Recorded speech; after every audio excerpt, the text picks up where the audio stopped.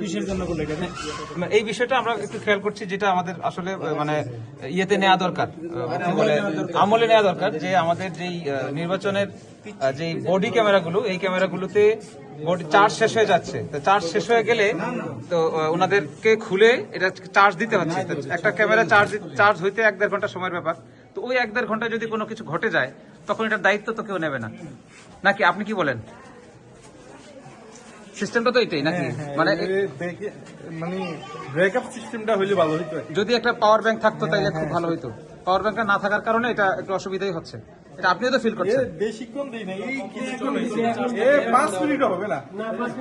না, 5 মিনিট হইলো না, কিন্তু আপনার ফুল চার্জ তো এখন হয়নি, আপনি তো তাড়াতাড়ি লাগাই ফেললেন। বাট ফুল চার্জ করে যখন আপনি লাগাবেন তখন বাকি ব্যাকআপ পাবেন। ফুল চার্জ না, এটা তো একটা সময়ের ব্যাপার আছে। যে আমি ওই সময়টাতে যদি কোনো সমস্যা হয় তখন তখন তো আসলে তাৎক্ষণিকভাবে যেটুকু চার্জ আছে আমি অতটুকুর মধ্যে ভিডিও রেকর্ড করার চেষ্টা করি। হ্যাঁ।